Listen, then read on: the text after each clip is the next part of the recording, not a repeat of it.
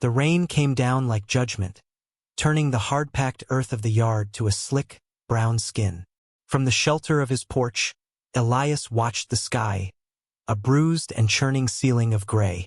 10 years he had lived this way, alone in the house he had built with hands that were now cracked and stiff. 10 years of silence, punctuated only by the wind, the lowing of his cattle, and the creak of floorboards that remembered other footsteps. The silence was a presence, a heavy blanket he had pulled over himself after Martha was gone. He did not fight it. He had, in a way, become it. The storm was a mean one, the kind that tore at the shingles and sent sheets of water sideways. Elias was about to turn, to go back into the quiet warmth of the house, when a flicker of white caught his eye at the far edge of his property line. It was a phantom against the darkening field, a ghost in the downpour. He squinted, his eyes accustomed to the vast and empty distances. A lost calf, maybe, or a deer, frightened by the thunder. But it moved wrong. It stumbled, a lurching, desperate gait. It was not an animal. He stood straighter, his hand resting on the weathered porch rail. The shape grew clearer as it staggered toward the small circle of light cast by his lantern. It was a person, draped in something that clung like wet paper, dragging a weight of mud and misery behind it. The figure reached the edge of his yard and collapsed. It did not cry out. It simply fell, a marionette with its strings cut, and lay still in the deepening puddles. Elias did not move for a long moment. The rain hammered down on the tin roof, a frantic drumbeat. Trouble that arrived on your doorstep was the worst kind. It had nowhere else to go. He let out a breath he had not realized he was holding, a small, white plume in the cold air. Then, pulling the collar of his worn coat higher, he stepped down from the porch and walked into the storm. He saw it was a woman before he was halfway across the yard. The white was a dress or what was left of one. Lace and silk, now shredded and stained with earth, plastered to her thin frame. A bride without a groom, without a church, without anything but the cold mud for a bed. Her face was turned away from him, buried in her arm. Dark hair was matted to her skull, streaming water. He knelt, the cold of the ground seeping instantly through the knee of his trousers. He felt the vast, gaping silence of his life shift, making room for this new, terrible thing. He reached out a hand, hesitant, and laid it on her shoulder. She was colder than the rain. He felt a tremor run through her, a faint signal of life in the ruin. "Mom." His voice was rough from disuse, a sound like stones grinding together. She did not respond. He shifted his weight, sliding an arm carefully beneath her shoulders, another under her knees. She was lighter than a sack of feed, a thing of bird bones and desperation. As he lifted her, her head lolled back. Her eyes were closed, her face pale as scraped bone, etched with rain and exhaustion. A raw, red mark chafed one of her wrists, angry and weeping. He carried her back to the house, the rain washing over them both. He shouldered the door open and stepped inside, into the warm, familiar smell of wood smoke and old grief. The light from the hearth fire danced across the room, casting long, wavering shadows. For 10 years, those shadows had been his only companions. Now they stretched and clung to the limp figure in his arms. He laid her down on the rag rug before the fire, the closest place to warmth. Her breathing was shallow, a faint flutter in her chest.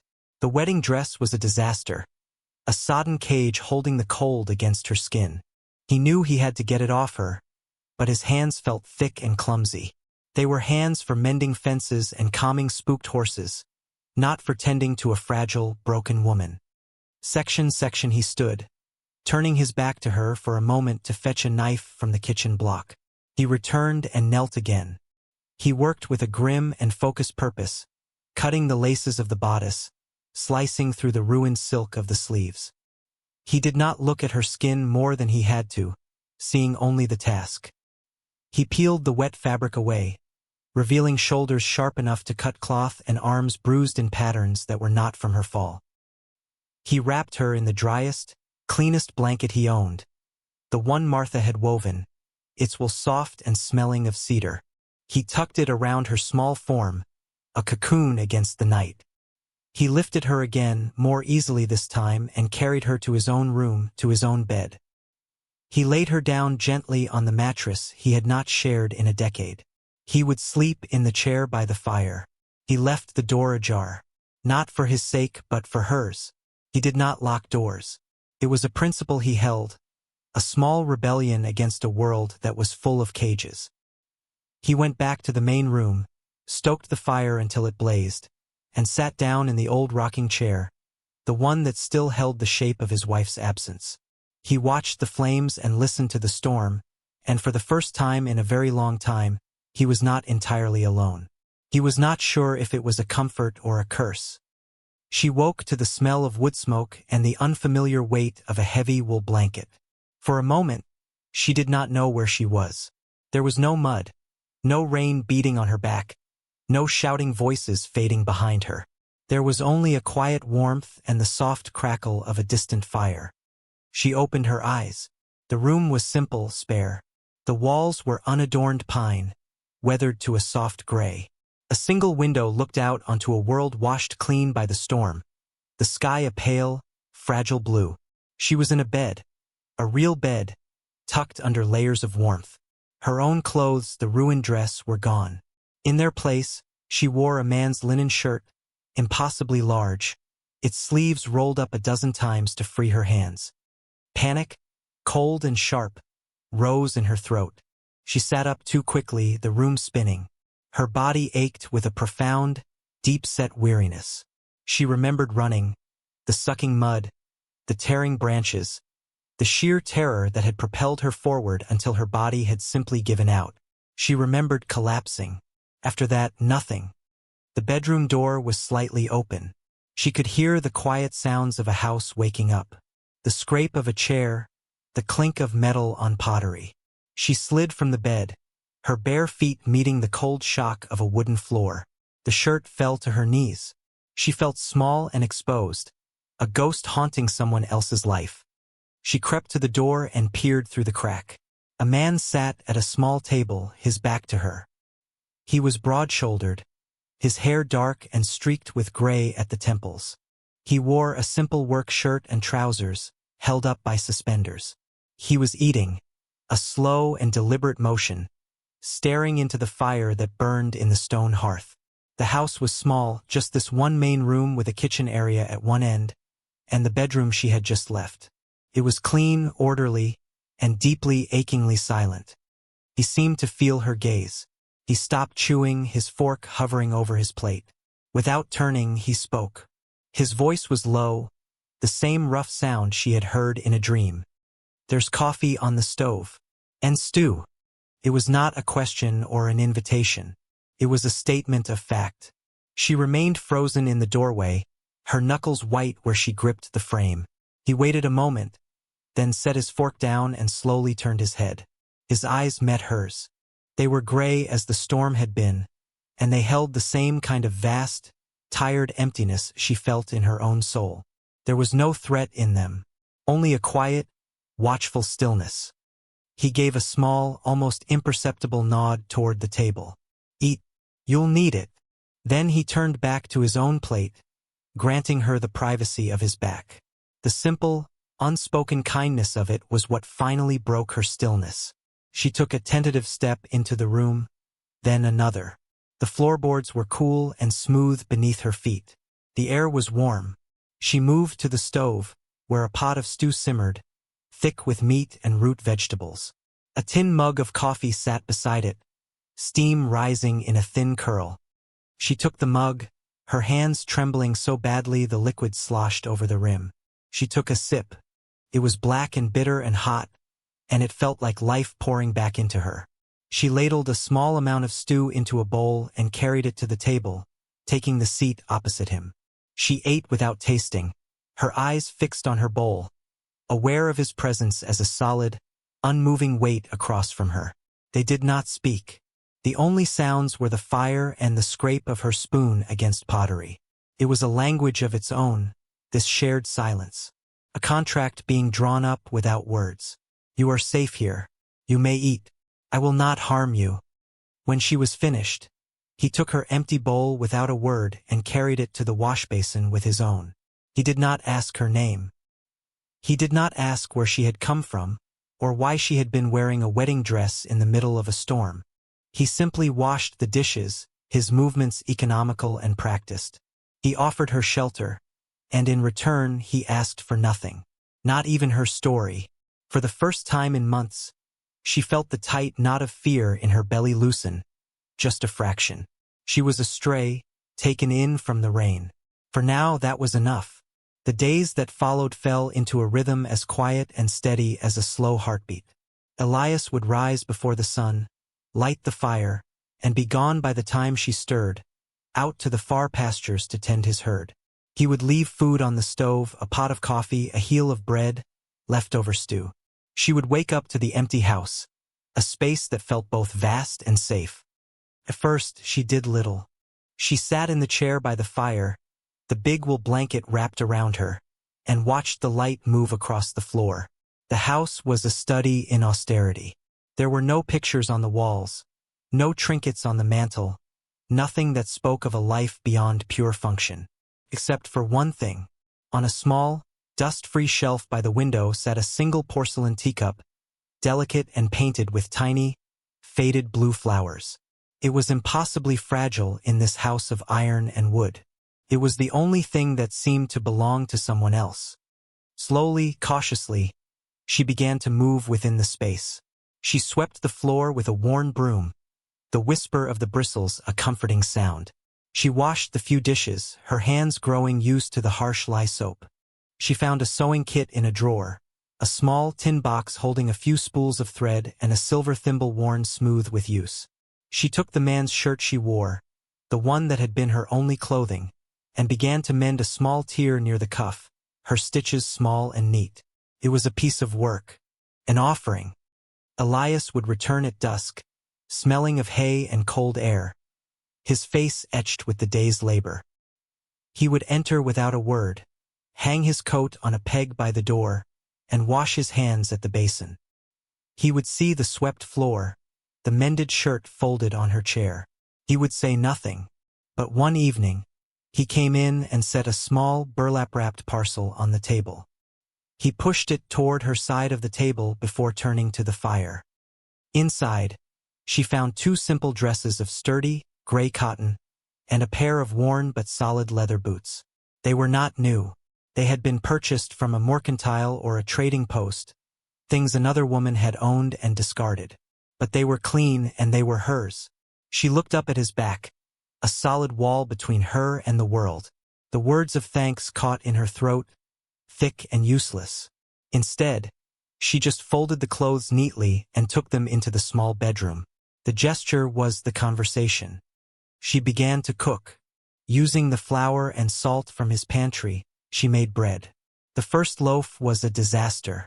It came from the oven dense and pale, a tragic weight in her hands. She set it on the cooling rack, her face burning with a shame that felt ridiculous and overwhelming. Elias came in, saw the failed loaf sitting there like an accusation. He picked it up, hefted it in his palm. He rapped his knuckles against the crust. It made a sound like knocking on a door. He looked at her, his expression as flat as the plains outside. "That loaf died in vain," he stated, his voice devoid of any judgment. He set it down gently. A strange, foreign bubble of air pushed up from her chest. It was a laugh, rusty and small. She covered her mouth, shocked by the sound of it. A corner of his lips twitched, the barest hint of a smile, gone as quickly as it came. "The last time I saw bread that hard," he said, his voice low, "my wife threw it at a coyote, missed the coyote and broke a window." It was the first time he had mentioned a wife. The word hung in the air between them, changing the shape of the room. She looked at the delicate teacup on the shelf. Martha. The name formed in her mind, unspoken. He was not just a man who was alone. He was a man who had lost someone. She understood, then, that the silence in the house was not empty. It was full of memory. He took a piece of the hard bread, broke it with some effort, and dipped it into his stew. He ate it without complaint. One afternoon, while he was out mending a fence on the western line, she walked out of the house. The air was crisp and clean. Behind the small cabin, atop a low rise that overlooked the valley, was a single, simple grave marked with a wooden cross. The name Martha was carved into the wood, the letters softened by years of sun and snow. The grave was tidy, the earth kept clear of weeds. She saw his work in it. She knelt and pulled a few stubborn bits of thistle that had pushed through the soil. She did not know what to say, or who she was saying it to. She felt like an intruder on sacred ground.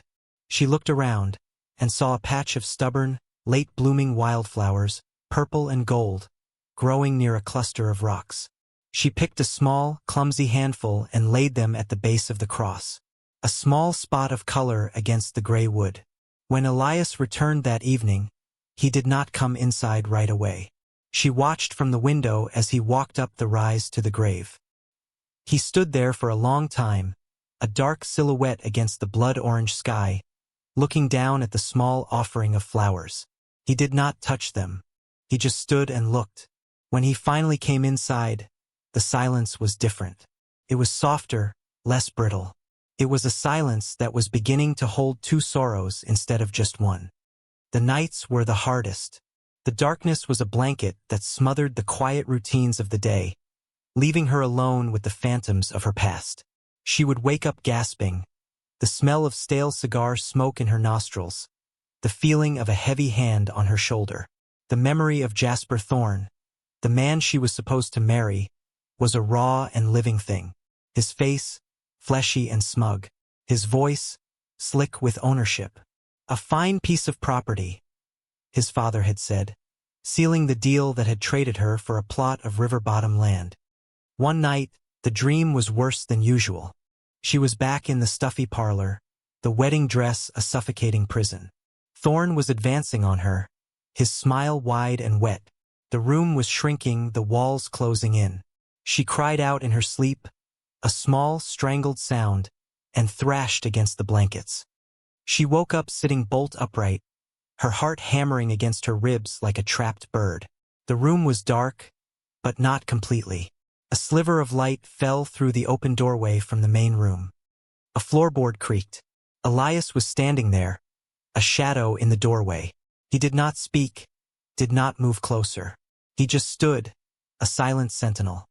"Don't lock me in," she whispered, the words escaping before she could stop them. Her voice was thin as a fence rail. "I don't lock doors," he answered, his voice steady from the darkness. She pulled her knees to her chest, wrapping her arms around them. The trembling started in her hands and spread through her whole body. She could feel his eyes on her, though she could not see his face. He was not judging her fear. He was simply witnessing it. She started, but her throat closed. Elias waited. The silence stretched, filled with her ragged breathing. He took one step into the room, then stopped. "You're safe here," he said. It was not a promise made lightly.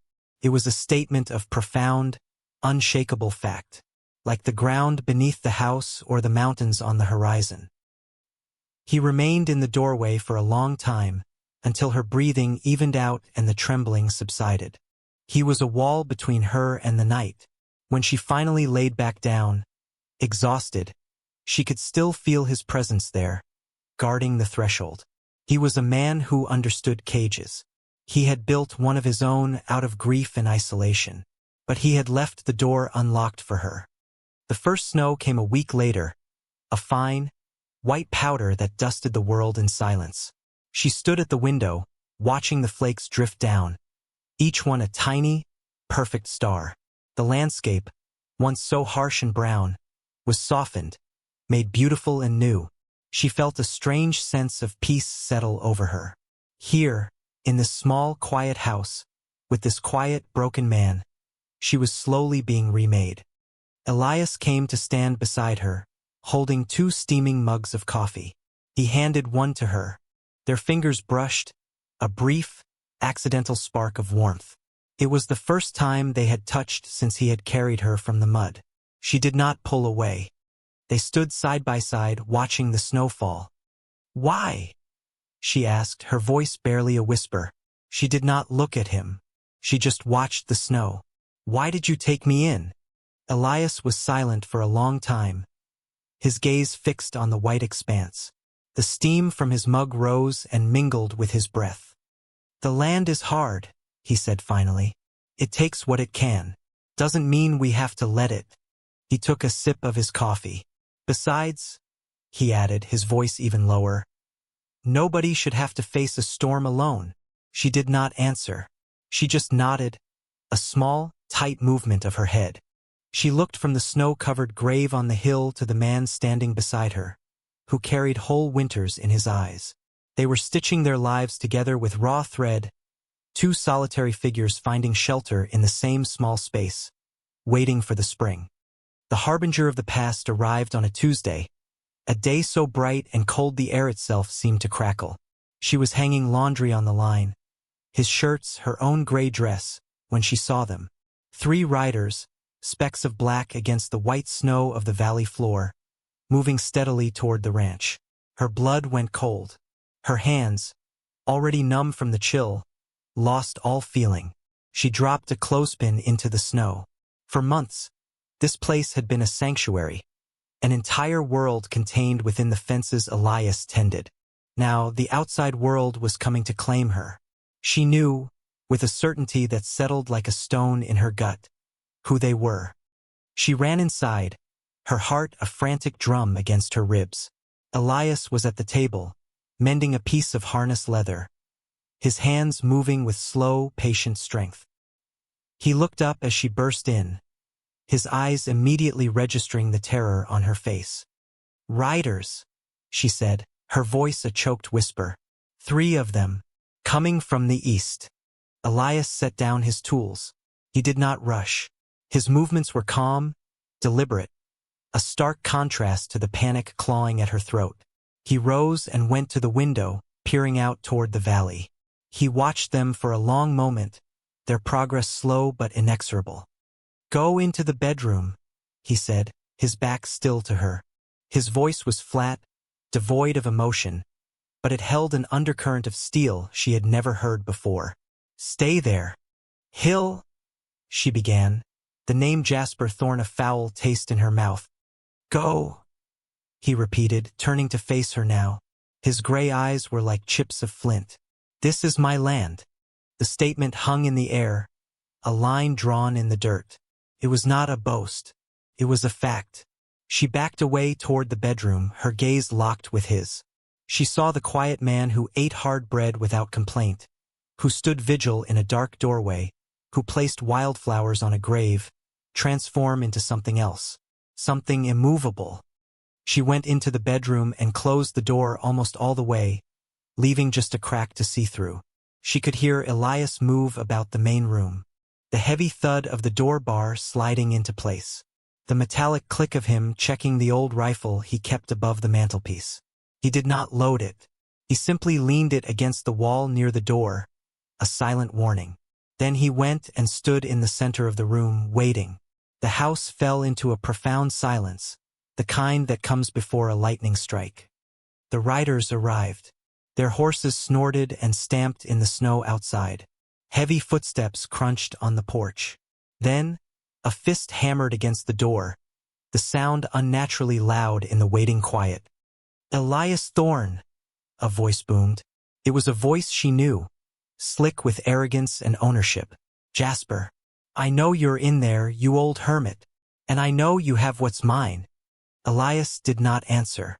He simply stood, his feet planted, his hands loose at his sides. The hammering came again, harder this time. "Open this door. By right of contract, that woman is my property. You are harboring a runaway bride, and that is theft." From her hiding place, she flinched at the word, property. It stripped the skin from her, left her feeling like the object she had been raised to be. Slowly, deliberately, Elias walked to the door. He did not slide the bar back. He simply spoke, his voice low but carrying through the thick wood. "She is not property, and she is not yours." A cruel laugh came from the other side of the door. Is that so? We had a contract. Her father and I. Paid for and signed. Now, are you going to open this door? Or do my men have to take it down? We mean you no harm, old man. We just want the girl. Elias was silent for a beat. You are not welcome on this land, he said, his voice dropping even lower, taking on a dangerous edge. Turn your horses around and ride out. I don't think so, Jasper's voice sneered. She doesn't have a choice in the matter. She belongs to me. Through the crack in the door, she saw Elias's jaw tighten.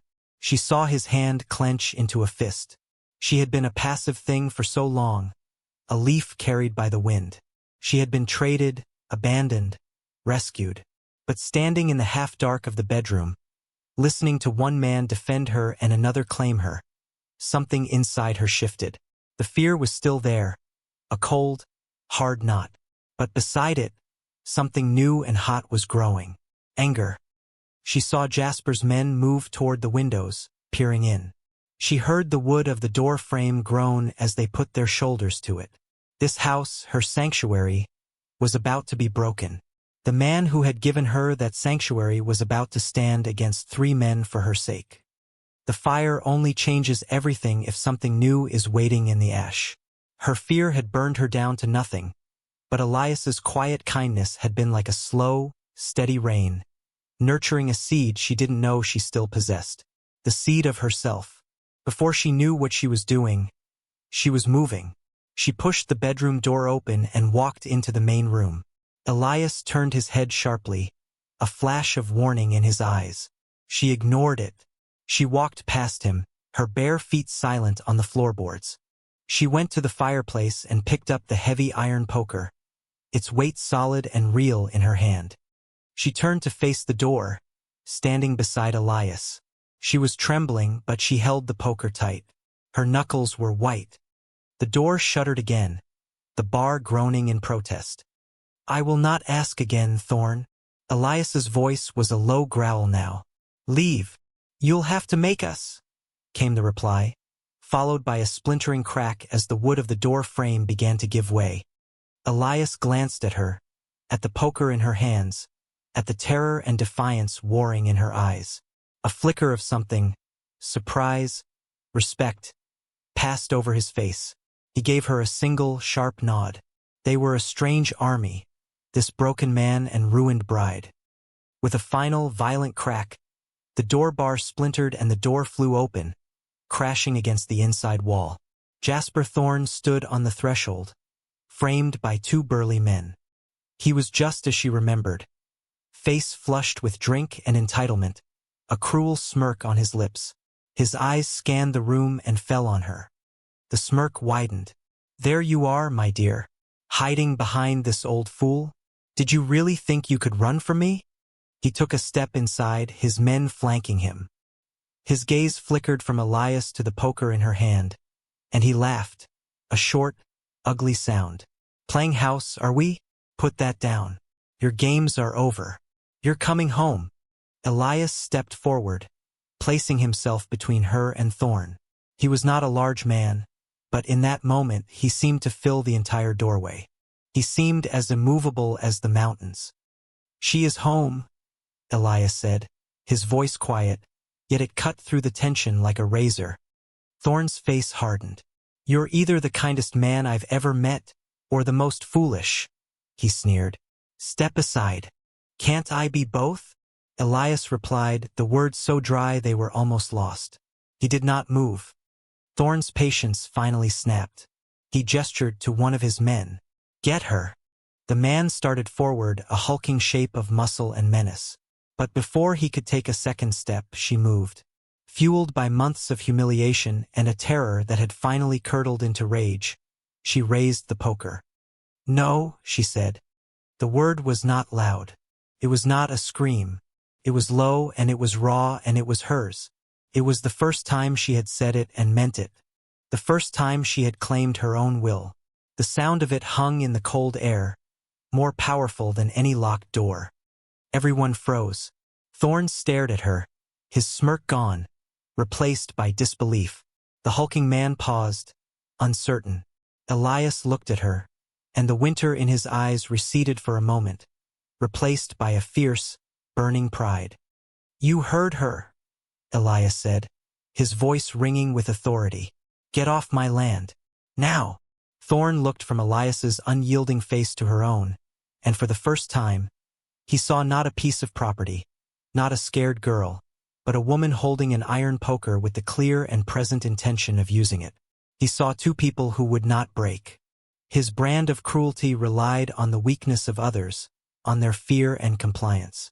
Faced with a unified front, with a will as hard as iron, his own bluster began to crumble. He was a coward at his core, a man who bought his power, who sent others to do his fighting. He hesitated, his gaze darting between them. He saw the rifle leaning against the wall. He saw the look in Elias's eyes and understood that while the gun was not in his hands, it could be.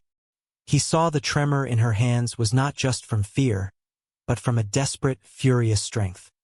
"This isn't over," Thorn spat, but the threat was hollow. He had lost. He took a step back, then another, his bravado deflating. "You'll regret this."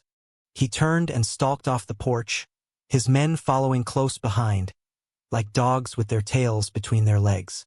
The three of them mounted their horses and rode away, their dark shapes shrinking against the vast, unforgiving snow. They were gone. The silence they left behind was immense. The cold air poured in through the broken doorway. She stood, still gripping the poker, her arm aching. Elias reached out and gently, so gently, took it from her hand. He set it by the hearth. He turned back to her. The adrenaline was fading, leaving her shaking and hollowed out. She thought he might say something, praise her bravery, comment on the fight. Instead, he just looked at her, his gaze soft. "You're shaking," he said. He stepped closer and did something he had never done before. He raised his hands and placed them on her shoulders, his touch firm and grounding. He did not pull her closer. He just held her there, steadying her, his warmth seeping through the thin cotton of her dress. "I was scared," she whispered, looking up at him. Her eyes were bright with unshed tears. "I know," he said, his voice rough with emotion. "You didn't run." And in that quiet moment, with the cold wind blowing through their broken door, something was mended. A bond, forged in silence and routine, was now sealed in shared defiance. He was no longer just her rescuer, and she was no longer just a victim. They were two people standing together in the ruins, ready to rebuild. In the aftermath, a new kind of silence settled over the house. It was not the heavy silence of grief, nor the waiting silence of fear. It was a quiet born of understanding, a space where words were no longer needed. Elias fixed the door, his movements methodical and sure.